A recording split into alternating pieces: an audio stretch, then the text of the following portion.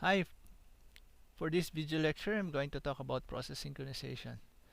So, have you experienced running a program?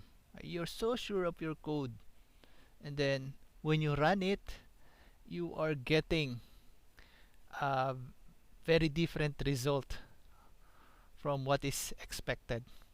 So, there are many reasons why your code could or why your program is acting that way, but one of the reason might be because there is some problem with process synchronization. Okay, so process synchronization is actually more of an OS thing. Most often than not, is being discussed in operating system courses, but it's equally important to understand process synchronization when you are doing programs. Okay, so let's look at what is a process synchronization. So OS, your operating system, ensures proper synchronization for the execution of processes that share resources, especially data. This is to maintain data consistency and integrity. So during execution, the change made by one process may not be reflected when other processes access the same shared data, or it could be that the expected data have been lost because a process have already changed it during execution. To avoid these inconsistencies, processes have to be synchronized. So first, let's look at process state. So there are actually 5 states. You have new, process is being created, ready, the process is waiting to be assigned to a processor, running, instructions are being executed, waiting, the process is waiting for some event to occur, such as an IO completion or reception of a signal, terminated, the process has finished execution. So it looks like this. So when you have a process, you created the process, so you can call it a program or piece of your program or one code or one line. So it could be that process. So, so it goes here, and then it will be admitted for ready. So then CPU will say, okay, bring it in. So it will be, after that, it will go here running. And then if there is no interruption, there is no IO event, it will keep on running and then it will exit. Means that it has completed execution. But it could go back to ready when there is an interruption. This happens when there are interrupts, especially high level interrupts. Or it could go to waiting if there is an IO event, IO or event wait. So sometimes it's just like an interrupt, there is an IO event because IO are given higher priority than software. So just like interrupt, they can interrupt or they can stop some processes from being executed, and then they have to take precedence. Mauna muna sila. They have to be taking good care taking good care first before the program. So after that, it go waiting. Your process have to go waiting state, and then when that IO event has already been finished, it will go again ready, and you wait again for the CPU to have the process continue to be executed and then terminate. So this is the bigger picture. Should have discussed it here anyway, just so you will see it. So this is very famous, or you see the most of the time in OS.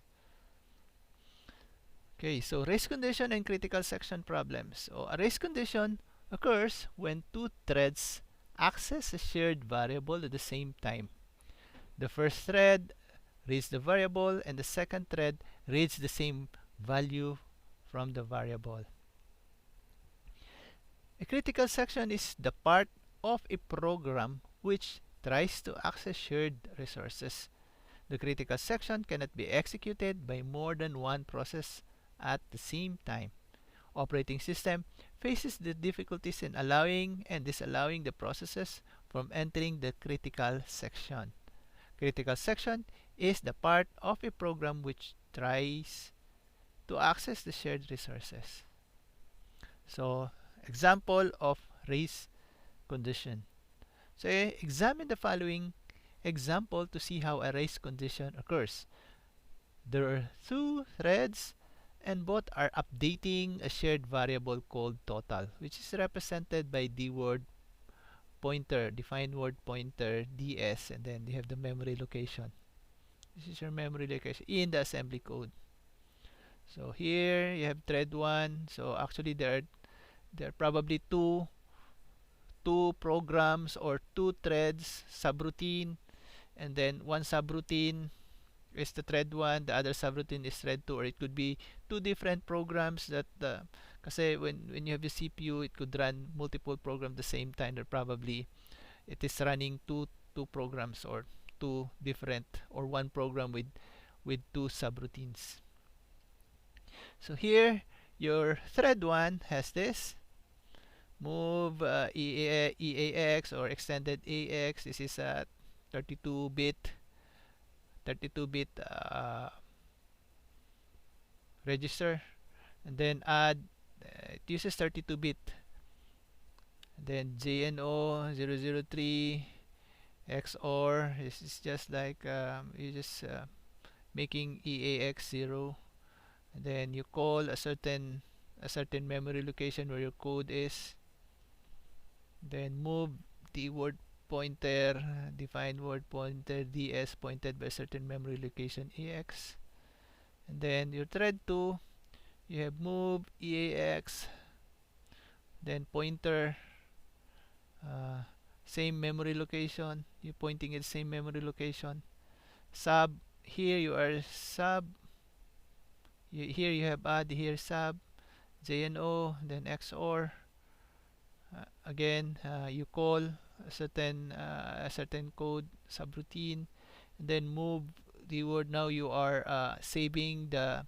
result here, this one sub, the result to a certain memory location. Okay, so those are the two threads. So let's read. Wait, I'm going to transfer my face. So total is 100, value 1 is 50, this one, total is 100, value 1 is 50, and value 2 is 15. Thread 1 gets an opportunity to execute but only completes steps 1 to 3. So 1, 2, 3. This means that thread 1 read the variable and completed the addition. Thread 1 is now just waiting to write out its new value of 150. After thread 1 is stopped, because it's only executed 1, 2, 3, thread 2 gets to execute completely. So this one, complete execution for whatever reason. This means that it has written the value that it calculated, 85, out to the variable total. Finally, thread 1 regains control and finishes execution. It writes out the value 150.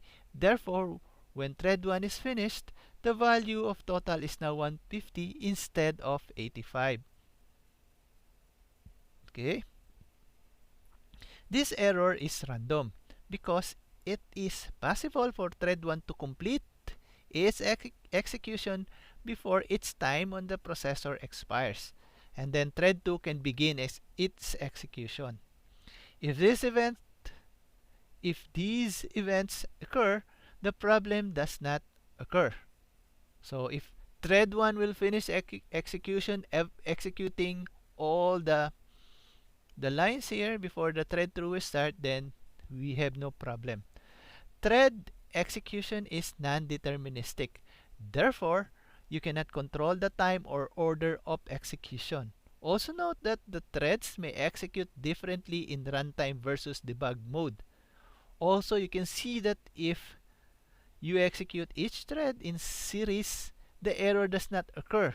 This randomness makes these errors much harder to track down and debug. To prevent the race conditions from occurring, you can lock shared variables so that only one thread at a time has access to the shared variable. Do this sparingly because if a variable is locked in thread 1 and thread 2 also needs the variable, thread two's execution stops while thread 2 waits for thread 1 to release the variable. So critical section is the part of a program which tries to access shared resources.